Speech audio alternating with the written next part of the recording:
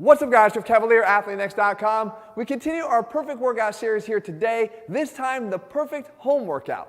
And this one I have to say is definitely by popular demand. Actually, it's out of necessity. You see, a lot of us have been affected by the recent coronavirus pandemic, and we're restricted to home workouts. We're not even allowed out of our own houses. We're certainly not allowed in the gym.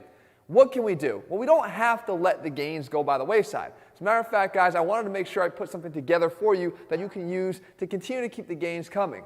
And I put together this home workout that's actually going to require zero equipment. You're going to be able to do this no matter what level of ability you're at. I'm actually including both a beginner version and a more advanced version. And I'm going to give you not just a single workout. I'm giving you a complete total body workout scheme that will tell you exactly what to do for as long as it is that you're actually not going to be able to get to the gym. All right, so with that being said, I have some rules that I got to lay down here to explain how you're going to do this. All right, so as I mentioned, this home workout is actually going to be comprised of two parts, two separate workouts, workout A and workout B. You're going to perform both of them, and you're going to perform them in a staggered fashion. So you're going to train 3 times a week, total body, Monday, Wednesday, and Friday. In week 1, you're going to perform workout A on Monday and Friday, with workout B slotted in for Wednesday. In week 2, you're going to have workout B leading off on Monday and being repeated on Friday, with workout A being slotted in on Wednesday. So you're basically alternating your workouts and carrying this over for as long as you do the entire program. From here, you want to make sure that since we're going total body, that we're not focused on necessarily a single muscle group, but that we're covering all the major functions. And in this case here, we have 6 major things that we're trying to hit in every single workout. They're the following. Number 1, we're going to have an anterior chain lower body grouping that's actually going to be squat biased the first time through. But then we're going to actually bounce to the upper body for an upper push combination. We then go back to the lower body, and there's a reason for this, I'll explain in a second. We're now going to focus on the posterior chain, and we're going to hit the hinge patterning. From here we go back up to the upper body to do a pull circuit, and then we finish off with an ab circuit and 1 single corrective exercise, because we never leave the correctives out of Athletean-X. That's going to be the same whether you're in workout A or workout B, but the exercises are going to completely change. And again, I mentioned there's going to be different exercises for those of you who are doing this at different levels. I'm going to include all of those. The last point I'm going to make is that there's 0 rest occurring at any point in this workout, and that's the reason why we're staggering upper lower. And not just that, we're actually not going to require you to rest between the exercises of the individual combinations. You're going to perform every single one of these exercises individually for a minute. If you can't do it for the entire minute, that's okay. You can simply stop, rest, pause, get back in on the action again, and try to complete out the rest of the minute. Ideally, as you get stronger at this and better, you're going to be able to complete the entire minute for every single exercise. The exercises are staggered and structured in such a way that it should allow you to continue to perform even though you're fatigued from the exercises before that. That is one of the best ways that you can train body weight. When you realize that because of the way you can mechanically set up your exercises, you can continue to perform, it gives you the chance to actually train to a point of progressive overload where others would stop at a single point on a single exercise. This is where I think the power of this workout comes in. So that being said, guys, there's a lot to cover here. I want to make sure I go over every single one of these workouts for you and every exercise. So let's kick it off here, workout A. All right, so workout A here is comprised of those 6 major groupings like I mentioned, and don't worry about having to memorize them or the individual exercises. I'm going to do as I always do for you. I'm going to put them all together and lay them out in a workout format for you at the end of this video. But let's take a look right here at the first combination. It was that anterior chain squat focused lower body circuit. Starting off with this exercise, it's the alternating single leg box squat. Now look, if you're at a more advanced level, you're going to perform this from a lower box. If you have to do this at a more intermediate or beginner level, you can simply raise the box. Now again, this box can be anything. It could be a bed, it could be a couch, any surface that you can get yourself down to. We move on here to something called the 1.5 bottomed out squats. And we talked about in other videos the benefit of working in that bottom range of the squat, in that parallel to below parallel range, to strengthen that portion, which is oftentimes the weakest area of the squat. We can do that here again regardless of what level we're at. We take this for the entire minute. Again, if you have to rest, pause, you can do that. From here we then go in and we finish out this circuit, which your legs will probably be pretty fried at this point, with a simple jump squat.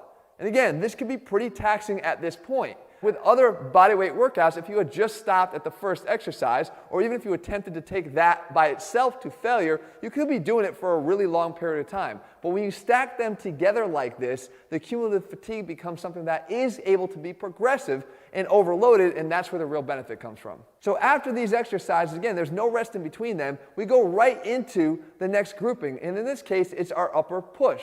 And right off the bat here, we start with a handstand push-up, a shoulder-dominated, very difficult exercise. That being said, if you can't do this, you then simply just do something like this, the power push away. It's still working the shoulders. It doesn't require as much of your own body weight that you have to lift off the ground, but it's still going to get the job done. You move on from here to the next exercise, which is a rotational push-up, a little bit more of a chest bias. And with the rotation, I've mentioned this before, you get that little added relative adduction at the chest to really try to hit the chest as best as we possibly can. Again, realizing that we have limited numbers of exercises that we're using since we have to cover the entire body. And again, if you can't do this, you can simply drop down to your knees and perform the same movement and get the same benefits at a slightly easier level. And then you wrap it up here with a tricep exercise, this one called the Cobra push-up. And what we're going to do between workouts A and B is just hit the different positions of the long head of the triceps. This one would actually train the long head of the triceps in its more contracted position because you have that elbow straightened out with your arm closer to your body into or close to extension behind your body. We go back now to the lower body, and in this case now we have something here called the alternating heel touch squat.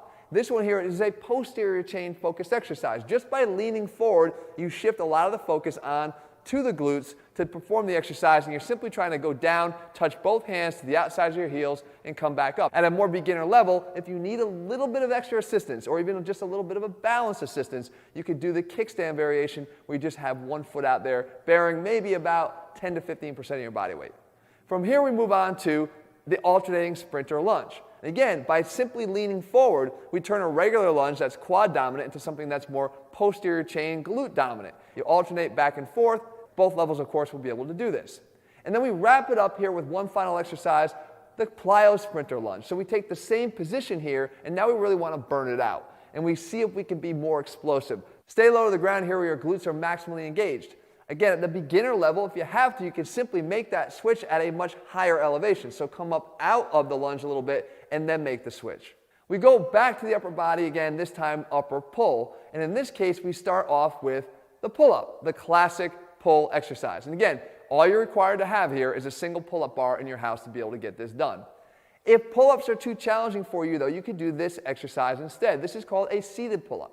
And all you got to do is just position your legs as you see me here and lean back. And I've just got literally a single dowel or broomstick across the top of either two couches or two chairs. Again, there's a home workout and there are no excuses. From here, we move on to the next exercise, the human pullover. Again, this is a tough exercise. This is for the more advanced people doing this. It looks a little bit like the Bruce Lee dragon flag, as you see here. But the idea is, look at the lats doing the work here. I'm actually trying to pull my body up, not by moving my knees towards my chest, but by pulling my arms into an immovable object. So whatever you're holding on to, the bottom of a couch, the bottom of a bed, whatever it is, you're trying to pull down as hard as you can, and that will actually get your body to rise. So don't think of it as trying to pull your abs up, but more pulling your arms down like a pullover. If you can't do this, the bodyweight equivalent of this is this sliding pull down. And you can see I'm on a sliding surface, a hardwood floor, a tile floor, and I'm just trying to pull my body back up to the top, allow it to drift out, get that stretch in the lats, and pull back in. And then we finish with the exercise here, the inverted chin curl. Again, back to that same setup that I mentioned before, and the idea here is not just to pull with your back, but actually trying to pull as if you're curling your body up to the bar to really engage the biceps. We finish out with our last two combinations here, the first of which is a core circuit. And the exercises that we choose here start at a lower ab exercise, this one the reverse corkscrew. And you can see here that we're not just getting that engagement of the lower abs, but we're also getting a little bit of bottom-up rotation to get the obliques as well. We move up to the next exercise, and that is the Black Widow knee slide. So here we call this a mid-range exercise. I drive my knee in towards my elbow. I slide it up to get a little bit more flexion through the spine. The focal point of the flexion is happening kind of mid-back to engage both upper and lower abs. And then finally, we wrap it up with our levitation crunch. Here, the goal is just to elevate your scapula and your shoulder blades off the ground. Not to curl them up towards your knees, but literally to just lift them up off the ground as if you're trying to levitate them. And then the corrective, as I mentioned, always finding a place into the Athletean-X training programs and in these workouts here, the angel and devil. And that is something that seems so sweet and easy, but is so damn hard. And it gets the entire posterior chain. I have to have my quads elevated off the ground, so I engage the glutes, I engage the low back, and then this rotation of the arms is actually taking our shoulders through full rotation, working not only the rotator cuff, but also engaging the upper scap muscles and mid-back muscles as well, areas that tend to get neglected. So now this entire workout that you've worked your way through, that's one time. Ideally, I want to see you go through it 2 or 3 times. If you go through it 2 times, the workout will take you about 35 minutes or so. If you go through it 3 times, you'll max out at about just over 50 minutes. So no matter what you choose to do, you still got a workout here that's going to take you less than an hour. All right, so with workout A out of the way, now you're going to get that second workout in, that workout B, to be done in an alternating fashion with the first workout. And we start off with an exercise here called the slick floor bridge curl. And again, you can do this on any floor in your house, like a hardwood floor or a tile floor, that you could just allow your socks to slide back and forth. The key here is that it's reinforcing one of the main necessities of lower body training, and that is to learn how to engage both your hamstrings and your glutes and get them to work together. And by demanding that I have to maintain this high bridge the whole time that I slide my legs out and back into this hamstring curl is getting those glutes to make sure they're the primary driver of the movement. The next exercise is something called a long leg march. And here we're just trying to, again, work that entire posterior chain, and you'll see that this lights it up a lot more than you might have thought it would because it looks so damn easy. And then we finish off with a simple exercise that at this point in the game is not going to be so simple. Again, that cumulative fatigue is what we're going for here. And again, that lack of rest is going to demand that that fatigue sets in. And this is just something called a high hip buck. You just put your feet up on any surface. Again, it could be your couch, and you're simply driving up, allowing the glutes to really drive the movement here. We then shift to the upper body again. In this case, the upper body push. And now the last time we kind of went a little bit heavy on the front side with the shoulders. This time we're going to go a little bit heavier on the front side with the chest. And we do this with our variable wall push-up. And here, because we're in this decline position, we're actually working the upper portion of our chest. A little counterintuitive, but that's how it works. And as we fatigue here, you simply walk yourself down the wall to allow yourself to continue, knowing that the flat variation is going to be a little bit easier than that decline variation. So as we fatigue, we can do a few more reps. We continue to try to do this for the entire minute if possible. If you can't do this because the wall version is too hard, you can simply put your knees up onto any surface, again, a couch or a bed, and you perform the decline variation, and when you can't do any more, you go down to the flat. Then we take it to the next exercise here, which is actually really interesting, and it's the bodyweight side lateral raise. And we lose sight of the fact that we always think we have to move the limb in space to work a muscle. And that's not true. You see, we can actually move the body around a fixed limb. And in this case, we're getting relative abduction of the arm, meaning we are training the muscles of the shoulder by moving the body away from the arm, but still winding up with the same end product, and that is abduction of the arm. And again, we could do this from the knees if we need to make it a little bit easier for the beginners. And then we wrap this up, again, I mentioned with the tricep exercise. This time it's going to be more for putting the tricep long head on stretch. It's the bodyweight tricep extension. Again, you choose any surface that's relatively about the height that you see here, and you allow yourself to dip down, dive your head down underneath so you can get more extension of those arms back up overhead. We go back to the lower body again, and this time we're actually going to try to hit the quads, but in more of a lunge bias versus a squat bias. And the first exercise we start off here with is the alternating crossover step up.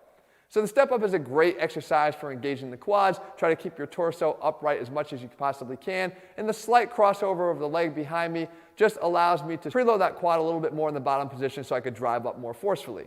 From here we move to the second exercise, again, remember, with no rest, and it is the alternating reverse lunge. It's a little bit easier on the knees because we don't get that anterior stress that we get when we actually lunge forward. So you're going to find, even if you have knee problems, this is going to work for you regardless of what level you're performing it at.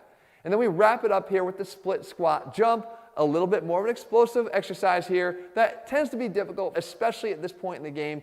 See if you can gut it out for the entire minute if possible. We go back one more time to the upper body for the upper body pull circuit, and it starts this time not with the pull-up, but with the chin-up. Again, focus a little bit more heavily on the biceps while still making sure we get the main benefit of one of the best exercises we can do for pull, and that's that chin. And again, if you can't do this, you could do the seated version of it as I showed before, just by sitting down and doing the same setup we used before. Next, we go to our second exercise here, and it is the inverted row. This is actually an exercise that works its way into a lot of the Athletean-X programs. We're now getting more of a horizontal pull as opposed to a vertical. Again, at this point in the game, it could be a lot more challenging than it would have been if you did it on its own. And then we wrap up with our final exercise here. It's a bodyweight exercise. I just featured it in a recent video. It's called the back widow. You can see every single muscle in the upper back and rear delts get engaged here by this simple looking exercise, but certainly not at this stage of the game. I want you to wrap up with this one. And then we go to our last two circuits, once again a core circuit. And we start with that lower focused exercise, and it's the ab halo. So what you do is you try to lift and create a half a circle at the same time. So lift that pelvis up off the ground, engage the lower abs, and try to create a half circle for a little bit of rotation, and repeat for the entire minute. You move to the next exercise here, which is a V-up tuck. Again, trying to engage both upper and lower by moving both the upper and lower torso together.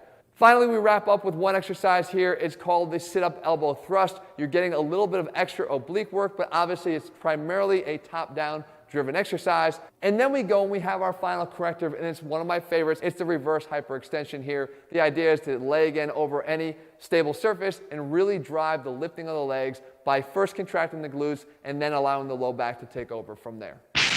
So with that, guys, there's your two workouts, workout A and B. I'm going to post them right here for you so you can take those screenshots and make sure that you know exactly what you're doing. Guys, you don't have to leave the gains behind just because you have to leave the gym behind temporarily. I know the situation that a lot of us find ourselves in right now. I want to make sure I did my part to help you guys out and get you something that you could use. I promise you it's going to deliver if you put the effort in. In the meantime, if you're looking for a complete program, we have one. It's bodyweight only. It's called Athlean Zero. It's over at Athletean-X.com. If you found the video helpful and you like the perfect workouts, leave your comments below. Let me know what you want me to cover. I'll do my best to do that for you. And if you haven't already done so, guys, make sure you click subscribe and turn on your notifications so you never miss a new video when we put one out. See you soon.